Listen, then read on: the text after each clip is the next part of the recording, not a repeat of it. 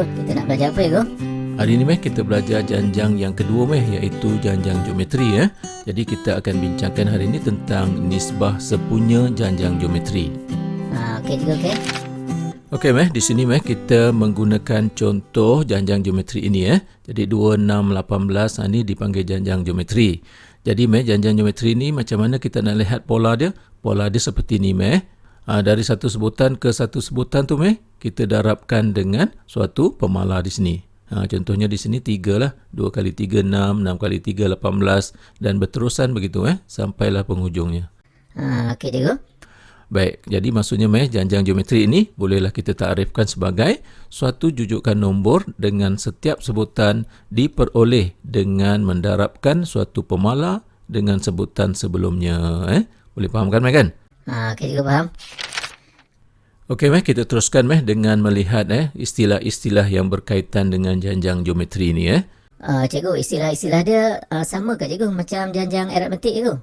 Betul ada beberapa yang sama ada juga yang tak sama Jadi kita tengok 2, 6, 18 semua ni kan kita masih lagi panggil sebutan. Kemudian sebutan-sebutan ni kita masih lagi menggunakan T T1, T2, T3 untuk sebutan pertama, kedua, ketiga dan seterusnya. Dan akhir sekali sebutan ini dia tidak dapat dipastikan penghujung dia apa Jadi kita tulis saja sebagai TN. Sebutan sebelum TN itu apa dia Ambil ingat lagi tak? TN tolak 1 lah cikgu. Yes, okey. Baik. Seterusnya 3 ni kan. 3 ni dikenali sebagai nisbah sepunya. Oh cikgu, dalam janjang aritmetik beza sepunya cikgu Betul dalam janjang geometri dipanggil nisbah sepunya. Kenapa nisbah Sebab macam ni Okey, nisbah sepunya ditulis sebagai R. R tu dalam bahasa Inggeris ratio maksud dia nisbah Okey cikgu. Di sini nak dapatkan 3 ni kita ambil sebutan kedua bahagi dengan sebutan pertama ini T2 bahagi dengan T1. Okey. Itu yang sebab kita panggil nisbah jadi nisbah tu sebenarnya adalah bahagi Okey cikgu, okey. Okey. Jadi 6 bahagi 2 3. Ataupun kita boleh juga ambil T3 bahagi dengan T2. 18 bagi 6 dapat juga 3. Cikgu, maksudnya kalau saya ambil T10 bagi dengan T9 pun boleh lah kan? Betul boleh. Okey. Jadi daripada sini kita boleh buat satu kesimpulan bahawa nisbah sepunya ialah ini dia. Tn bahagi dengan Tn tolak 1. Okey. Jadi inilah rumus nisbah sepunya. Okey cikgu, okey. Baik di sini ada satu peringatan tau. Apa dia tahu jangan terbalik. Jangan kita buat macam ni Tn tolak 1 bahagi dengan Tn. Maksudnya T2 bahagi T3 itu terbalik itu salah Okey cikgu, okey. Okey maka tu sajalah sebenarnya konsep nisbah sepunya yang kita nak belajar. Oh, sikit je cikgu Okey, seterusnya kita akan lihatlah beberapa contoh soalan yang melibatkan nisbah sepunya ni Okey cikgu, okey. Baik, kita tengok contoh soalan yang pertama ni tentukan sama ada jujukan berikut janjang geometri ataupun bukan jadi untuk menunjukkan satu jujukan itu sama ada dia janjang geometri ataupun bukan kita kena tunjuk sama ada wujud ataupun tidak nisbah sepunyanya. Jadi maknanya di sini kita dapatkan nisbah sepunya. Cikgu tulis sebagai R1 di sini iaitu T2 bahagi dengan T1. Jadi T2 bahagi dengan T1 maka sama dengan negatif 10 bahagi dengan negatif 5 sama dengan 2. Okey. Kemudian cikgu ambil R2 pula. R2 ialah T3 bahagi dengan T2. Okey. Jadi negatif 12 bahagi dengan negatif 10 dapatlah 6/5. Jadi apa kesimpulannya di sini? Cikgu, R dia tak sama cikgu Ya betul tak sama. Kalau tak sama apa kesimpulannya Kalau tak sama maksudnya cikgu tak wujudlah nisbah sepunya tu cikgu. Jadi maksudnya ini bukan janjang geometri lah.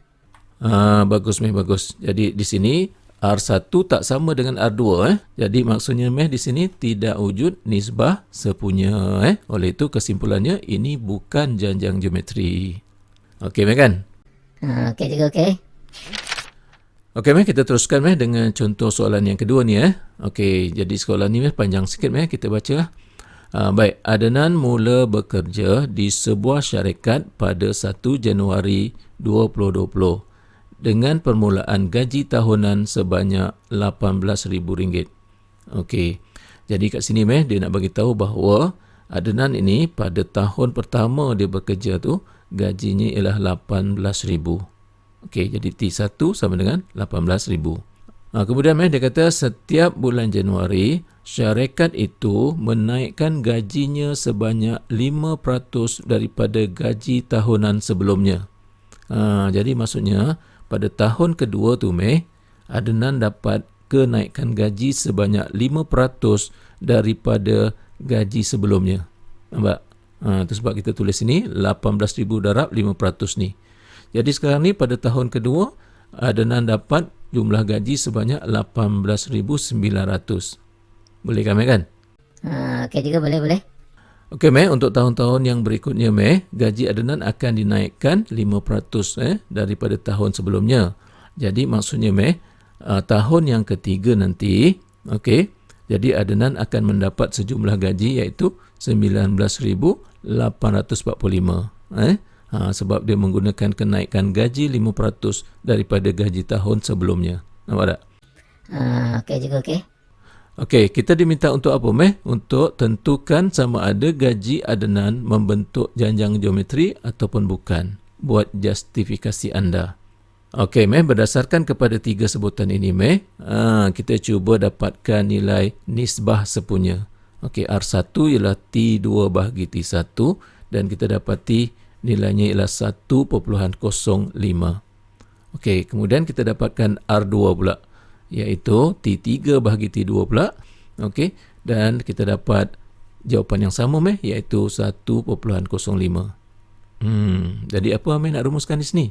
Oh cikgu, nilai nisbah sepunya dia sama cikgu. Jadi maksudnya ini janjang geometri lah cikgu kan?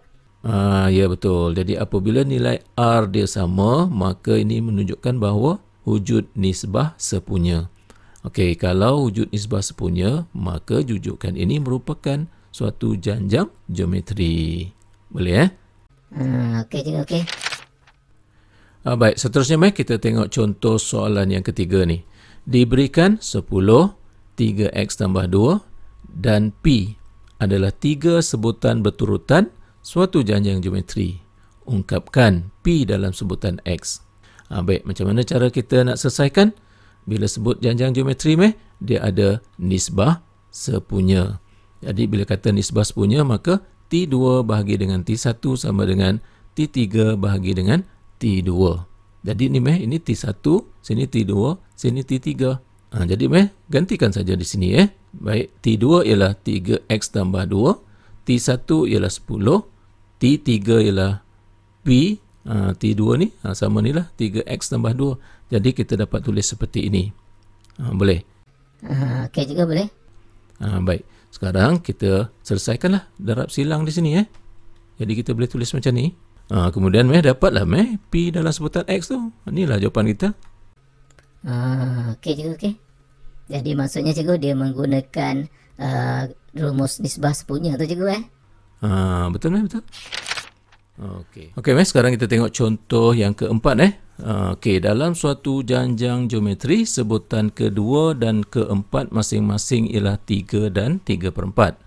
Cari nilai nisbah sepunya yang positif dan sebutan pertama Okey sebagai langkah permulaannya kita cuba keluarkan dulu maklumat tu Okey, cikgu tulis kat sini T1, T2, T3, T4.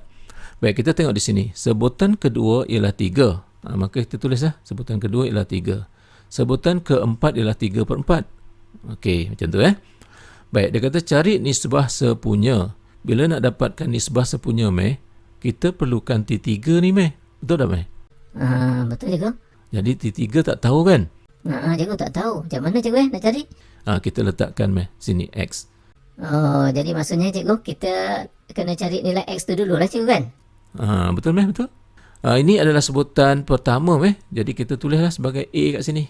Baik, seperti mana kata tadi kita langkah pertama kita cari nilai X dulu Jadi kita boleh tulis macam ni Apa sebenarnya kita tulis ni Ini T3 bahagi dengan T2. X bahagi dengan 3. dia sama dengan T4 bahagi dengan T3. 3/4 bahagi dengan X. Nampak tak? Sebab ini adalah nisbah sepunya kerana ini adalah janjang geometri. Betul? Oh, okey cikgu, okey. Baik, seterusnya macam mana Meh? Seterusnya cikgu, kita darab silang lah cikgu kan?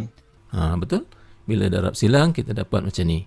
Okey, seterusnya Meh, kita punca kuasa 2 kan lah untuk kita dapatkan nilai X tu dan akhirnya kita dapat tambah tolak 3/2. Tapi Meh, oleh kerana dia minta nisbah sepunya yang positif tu kan, jadi kita ambil yang positif sajalah nilai X tu.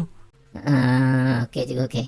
Okey Meh, seterusnya Meh, kita nak dapatkan nilai nisbah sepunya ya. Kita ambil T3 bahagi dengan T2. Jadi T3 kita kan X, jadi X dah dapat dah 3/2. Jadi kita tulis macam ni lah. Jadi T2 kita adalah 3 Jadi ringkaskan Meh, dapatlah nilai R nisbah sepunya iaitu 1/2. Seterusnya Meh, sebutan pertama. Macam mana nak dapat sebutan pertama? Jadi nak dapat Meh, sebutan pertama tu kita gunakan R juga, tapi kita ambil T2 bahagi T1. Okey, jadi 3/A lah. Dan nisbah sepunya kita pun dah tahu dah 1/2 kan. Jadi maksudnya kita boleh tulis macam ni lah, 3/A sama dengan 1/2. Okey, kemudian dapatkanlah nilai A darab silang dapatlah A sama dengan 6. Jadi itulah sebutan pertama dia. Okey Meh, sekian saja untuk video kita kali ini Meh. Kita akan jumpa lagi dalam siri video yang lainnya ya. Okey, jumpa lagi. Okey cikgu.